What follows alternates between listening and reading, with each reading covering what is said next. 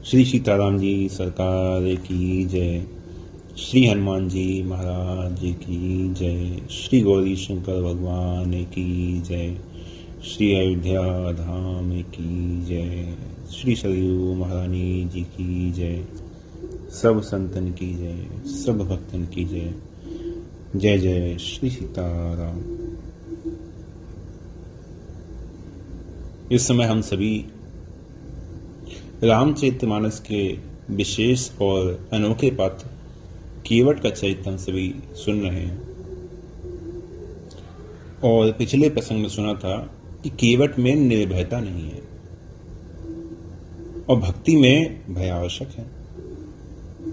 और इसके प्रसंग में फिर माता जानकी, श्री लक्ष्मण जी और अंत में सुग्रीव का उदाहरण हम सभी ने लिया था। राम जी जब सुग्रीव भटक जाते हैं अपने प्रियजन से, तो राम जी लक्ष्मण जी को सुग्रीव को भय दिखाने के लिए कहते हैं, भय दिखाओ ले आओ, भय दिखा के आप सुग्रीव को ले आओ, क्योंकि भय ही ऐसा है जो सुग्रीव को पुनः मेरी शरण में ला सकता है। राम जी कहते हैं लक्ष्मण जी से कि लक्ष्मण, तुम्हारी भी आज पर इच्छा है, क्योंकि सुग्रीव को संसार से डर लगा तो भागकर मेरे पास आया है ना। तो ये तो डर का उपयोग हो गया, सदुपयोग हो गया। लेकिन कहीं इसके बाद यदि मुझसे डरकर संसार की ओर चला गया तो फिर भय का दुरुपयोग हो जाएगा। इसलिए तुम इस काम को इस ढंग से करना कि वो भागकर कहीं और ना जाए, केवल मेरे पास आए। और हुआ भी ऐसा। लक्ष्मण जी जब इस कार्य को करने के लिए चलते हैं, और यहां पे एक बात और है कि जब आए हैं तो एकांत में भगवान ने पूछा है कि लक्ष्मण, तुमने सुग्रीव को कैसे डराया? तो लक्ष्मण जी हंसने लगे, बोले महाराज मैं क्या डराता, मुझसे पहले ही दूसरे सज्जन वो काम कर चुके थे। कौन, किसने किया? तो लक्ष्मण जी बोले, जिनको आप कहते हैं कि तय मम प्रिय लक्ष्मणन ते दूना, है ना, आप जिनको ऐसा कहते हैं। इसका अभिप्राय क्या था कि आप मुझे भेज रहे थे, मैं भी काल के समान हूं, और जिन्होंने ये काम किया वो भी कराल महाकाल है, कालम कृपालम, महादेव का अंश अवतार है हनुमान जी। तो वो ये काम पहले ही कर चुके हैं। गोस्वामी जी ने लिखा भी है, इहा पवन सुत हृदय बिचारा, राम काज सुग्रीव बिसारा, निकट जाई चरणनि सिर नावा, चारिहु विधि तेहि कही समुझावा। लक्ष्मण जी के आने से पहले ही हनुमान जी महाराज ने काम कर दिया। हनुमान जी सुग्रीव के पास पहुंचे हैं तो सुग्रीव जी ने स्वागत किया है, क्योंकि हनुमान जी को बहुत मानते हैं। हनुमान जी ने कहा कि आज आपको मैं कथा सुनाने के लिए आया हूं। तो सुग्रीव जी ने कहा कि आपने तो पहले भी बहुत अच्छी कथा सुनाई थी, राम जी के स्वभाव की, राम जी के शील की कथा। और सुग्रीव जी की उस समय सुनने की इच्छा तो थी नहीं, लेकिन सीधे सीधे हनुमान जी से मना भी नहीं कर सकते थे। तो इतने में हनुमान जी ने कहा कि कथा तो मैंने आपको सुनाई थी, लेकिन वो कथा अधूरी थी। आज आपको उस कथा को पूरा सुनाने के लिए आया हूं। क्यों? क्योंकि भगवान के स्वभाव की कथा तो आपने सुन ली, अब भगवान के प्रभाव की कथा भी सुन लीजिए, क्योंकि उनमें केवल स्वभाव ही नहीं है, उनमें प्रभाव भी है। तो कैसे समझाया? एक तो लोभ दिखाया और एक भय दिखाया। लोभ दिखाते हुए कहा कि सोचिए, जब आपने जानकी जी का पता नहीं लगाया, केवल उनका पता लगाने का आपने वचन दे दिया, और आपके वचन से प्रसन्न होकर ही राम जी ने आपको किष्किंधा का राज दे दिया। अब सोचिए, अगर आप पता लगा देंगे तो ना जाने वो क्या दे देंगे, है ना, कितना बड़ा आपको लाभ होगा। और फिर उनको दिखाया डर, भय। यहां क्योंकि जो मुख्य भूमिका है वो भय की है ना? तो हनुमान जी ने कहा सुग्रीव से कि प्रभु ने जब बाली पर बाण का प्रहार किया था, तो आपने देखा था कि वो बाण फिर से बाली को लगने के बाद कहाँ गया? तो सुग्रीव ने कहा कि वो बाण तो बाली के हृदय से निकालकर भगवान के पुनः कर्कश में आ गया था। तो हनुमान जी ने कहा क्यों लौटाया?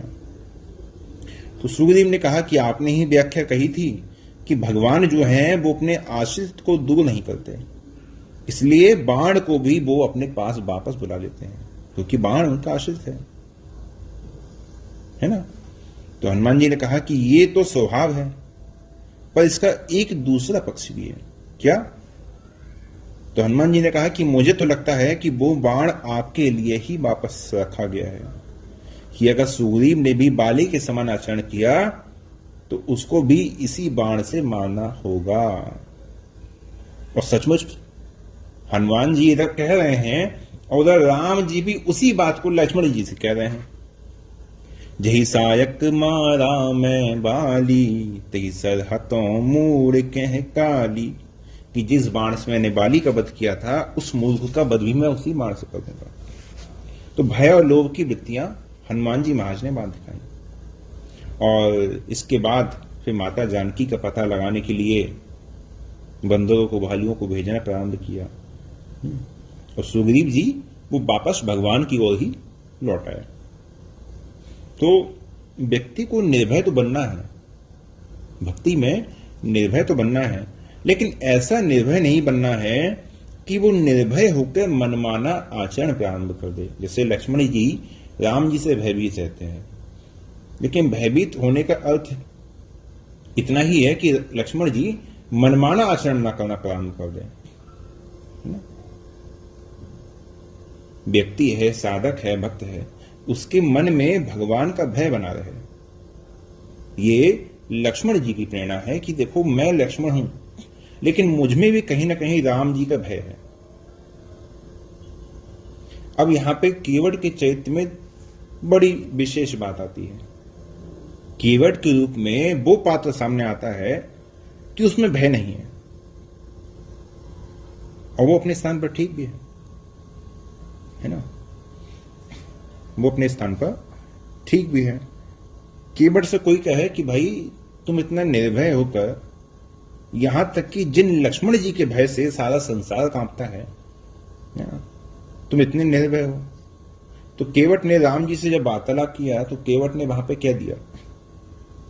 बर तीर मारहु लखन पे, जब लकी न पाव पखारे हों, तब लगी न तुलसीदास नाथ, कृपालु पार उतारे हों। कि लक्ष्मण जी अगर बाण भी मार देंगे तब भी आपके चरण पखार ना लूंगा, तब तक पार नहीं उतारूंगा। तो केवट की जो निर्भयता है उसके पीछे का रहस्य यही है, जो केवट ने प्रारंभ में भगवान से कहा था कि कही तुम्हारे मर्म में जाना, मैं आपके मर्म को जानता हूं। इसका अर्थ है कि एक कोई ऐसा ज्ञान है जो केवट को हो गया है, और वो ज्ञान ऐसा है कि जिसको होने के पश्चात भगवान भयभीत होने की वस्तु नहीं रह जाते हैं। भगवान केवल और केवल प्रेम का स्वरूप हो जाते हैं।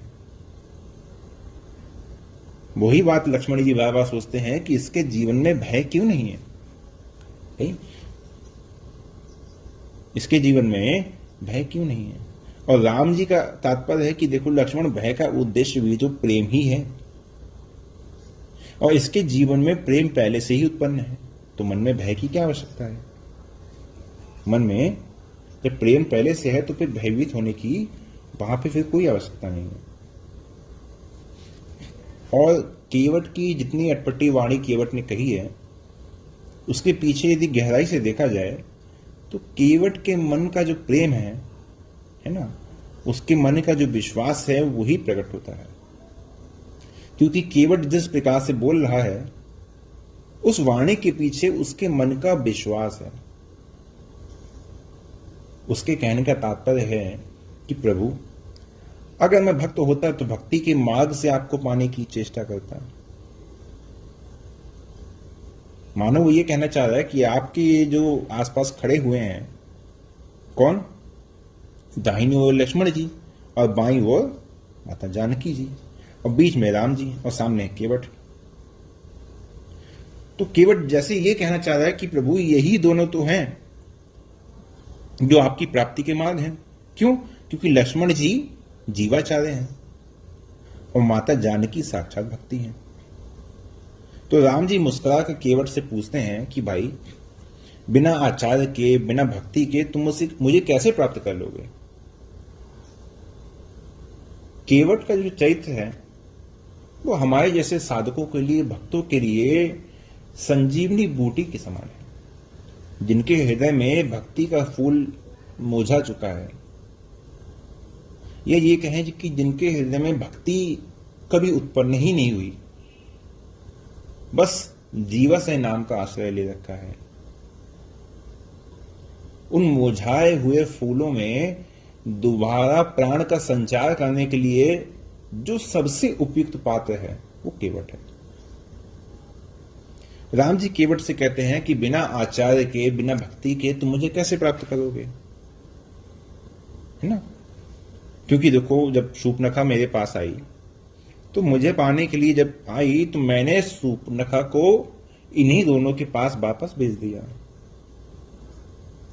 मानो राम जी का तात्पर्य था कि भक्ति और आचार्य के बिना मैं नहीं मिलूंगा।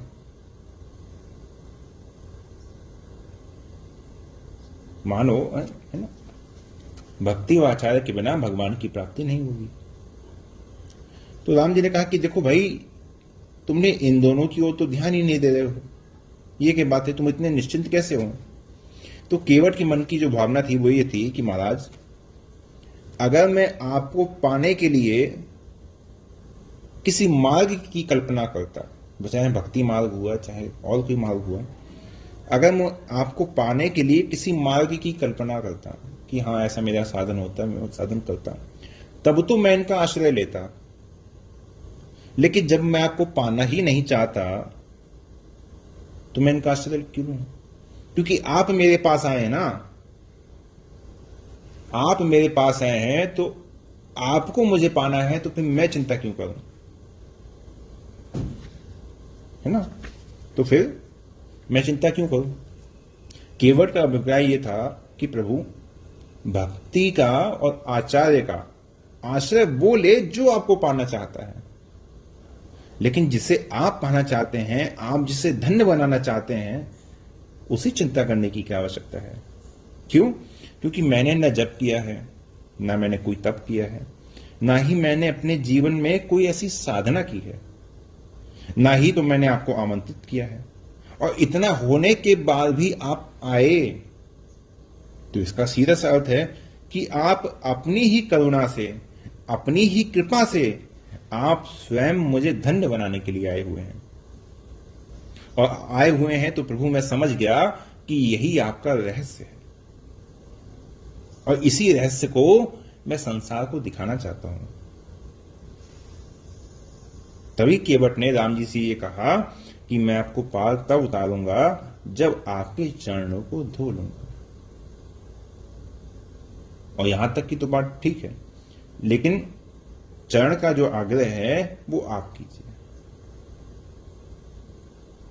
चरण में तब धोऊंगा जब आप अपने मुंह से कहेंगे कि भाई मेरा चरण धो, नहीं तो मैं तो नहीं धोने वाला, आप कहिए तो मैं धोऊंगा। तो केवट ने बड़ी विचित्र बात कही। केवट का अभिप्राय क्या है ना? किसी ने केवट से कहा कि भाई तुम भगवान से सीधे भगवान का चरण क्यों नहीं मांग लेते? केवट ने कहा कि देखो भाई, भगवान का चरण वो मांगे जिसके पास अपने जीवन में अपने साधन का बल हो, वो तो भगवान से चरण मांगे। कहीं मैं भगवान से चरण मांगूं और भगवान कह दें कि भाई मेरे चरण का मोल ये है, इतना जप करने के बाद मेरा चरण मिलेगा, इतनी भक्ति करने के बाद मेरा चरण मिलेगा, या इतनी साधना के बाद मेरा चरण आपको मिल सकता है, तो फिर मैं क्या कहूंगा? इसलिए महाराज, जिसको बिना दाम के पाना है वो तो यही कहेगा ना कि आप दीजिए, मैं तो नहीं मांगने वाला। और उसको अगर देने की गरज हो तो दे, देना हो तो दे, नहीं तो ना दे। भाई मैं किसी साधन के द्वारा आपको पाने में तो समर्थ हूं नहीं, किसी तपस्या के द्वारा आपको पाने में समर्थ नहीं हूं। मैं यदि आपको प्राप्त कर सकता हूं तो केवल और केवल आपकी कृपा से और आपके स्नेह से। और आपके स्नेह को मैंने आज इसी रूप में देखा है कि आप नदी को पार करने के लिए नहीं आए हैं, आज आप केवट को महान बनाने के लिए आए हैं, आज आप केवट को बड़ा बनाने के लिए आए हैं। रामचरितमानस में राम जी के चरित्र की सबसे बड़ी जो सुंदरता है वो यही है कि जैसे समाज में कोई बड़ा प्रतिष्ठित हो, है ना, बहुत मान सम्मान, बहुत बड़ाई वाला हो, तो वो क्या करता है कि बड़ों को तो अलग तरह से वो ट्रीट करता है ना, आइए आइए, और उसके सामने कोई छोटा आ जाए तो उस तरह से उससे प्रेम नहीं करता, उस तरह से उसको सम्मान नहीं देता। लेकिन राम जी के चरित्र की सबसे बड़ी विशेषता यही है कि राम जी ने देखिए बंदरों को सुंदर बना दिया, केवट को बड़ा बना दिया। केवट ने कहा कि प्रभु आप मुझको बड़ा बनाने के लिए आए हुए हैं। छोटों को बड़ा बनाना ये करुणा का पक्ष है, ये किसी साधना का पक्ष नहीं है। और यदि करुणा का पक्ष है, यदि आप वास्तव में मुझ पर करुणा ही करने के लिए आए हैं, तो ऐसी स्थिति में मेरे मन में न तो भय की आवश्यकता है, न भक्ति की आवश्यकता है, न साधन की आवश्यकता है, और न ही ज्ञान की आवश्यकता है। इसलिए केवट ने भगवान से सीधे सीधे कहा कि आप अपने चरण धोने के लिए कहिए। और राम जी ने कहा भी, ऐसा नहीं कि राम जी ने नहीं कहा। जब केवट अपनी बात कह चुका तब राम जी के मुंह से निकला, अच्छा भाई ठीक है। कृपा सिंधु मोले मुस्काई, सुई करु जेहि तब नाव न जाई। राम जी ने सीधी सीधी बात फिर भी नहीं कही। राम जी ने कहा कि ठीक है भाई, वही काम करो जिससे तुम्हारी नाव ना जाए। तुम्हें लगता है तुम्हारी नाव चली जाएगी, तो तुम वही काम करो जिससे तुम्हारी नाव नहीं जाए। केवट अपनी जगह बैठा रहा, वो अपने स्थान से हिला भी नहीं, बिल्कुल नहीं उठा, न जल लाने के लिए न चरण धोने के लिए। राम जी ने कहा कि भाई अब क्या हुआ, अब क्यों नहीं उठ रहे हो? तो केवट बोला, महाराज ये जो भाषा आप बोल रहे हैं ना, इसको समझना मेरे बस में नहीं है। ये तो किसी पंडित के बस की बात है, क्योंकि आप घुमा फिरा के बोल रहे हैं, आप सीधी बात तो बोल नहीं रहे। भाई सीधे सीधे कहिए कि आप चाहते क्या हो। ये घुमाने वाली भाषा आप कह रहे हैं, ये मेरे समझ में नहीं आती है। ये आप कह रहे हैं कि वही करो जिससे तुम्हारी नाव नहीं जाए, नहीं, ये मेरी समझ में नहीं आती। आपको जो कहना है वो सीधे सीधे कहिए। तो राम जी ने कहा कि ठीक है भाई, जैसे तुम सुनना चाहते हो वैसे ही सुन लो। बेगी आनु जल पाए पखारूं, हो तो विलंब उतार ही पारू। अरे बहुत देर हो रहा है, जल्दी आओ, मेरे पांव धो और मुझे पार उतारो। केवट ने कहा अब ठीक है। भगवान ने कहा कि भाई जल्दी से जल ले आओ, मेरा चरण धोकर मुझे उतार दो। केवट मुस्कुरा दिया, बस बस बस बस, मैं इतना ही बताना चाहता था। क्या बताना चाहते थे केवट? कि केवल जो जीव है, जो जीव है, जैसे हम लोग हैं, जीव ही भगवान को प्राप्त करने के लिए व्यग्र नहीं है, परेशान नहीं है, उतावला नहीं है। भगवान भी जीव को प्राप्त करने के लिए बेचैन है। और वही जीव को प्राप्त करने की, जीव से मिलने की जो बेचैनी है, यदि भगवान के मन में आ गई तो वो छोटे से छोटे को बड़ा बना देते हैं। तो प्रभु मैं अपनी ओर क्यों देखूं, मैं क्यों डरूं? आप अपने मुंह से कहकर संसार के सामने सत्य को प्रकट कर दीजिए कि सच्चे अर्थों में आप यदि किसी पर कृपा करना चाहते हैं तो उसमें किसी पात्रता की आवश्यकता नहीं है। क्या कहा केवट ने? कि यदि आप किसी पर कृपा करना चाहें फिर उसे किसी पात्रता की आवश्यकता नहीं है। और इसी वाणी का राम जी ने आनंद लिया और जानकी जी और लक्ष्मण जी की ओर व्यंग भरी दृष्टि से देखा कि देखो भाई, देखो केवट की बात से तुम लोग नाराज मत होना, दूसरे हो तो हो। क्यों? क्योंकि भगवान ने कहा कि देखो भाई, ये तो यात्रा के शुरू से ही तुम्हारे जैसा ही है। क्योंकि लक्ष्मण जी वहां पर क्रोधित हो रहे थे, तो राम जी ने इशारे इशारे में कहा लक्ष्मण जी से कि देखो भाई, ये तुम्हारी तरह है, तो तुम लोग बुरा मत मानो। अगर केवट ऐसी भाषा का प्रयोग कर रहा है तो तुम लोग बुरा मत मानो, ये तुम्हारी तरह ही कर रहा है, तो ये तो तुम लोग का ही आचरण कर रहा है। जब राम जी ने ऐसा इशारा किया तो जानकी जी और लक्ष्मण जी बड़े आश्चर्य से राम जी को देखने लगे। तो राम जी ने कहा कि देखो लक्ष्मण, सीता,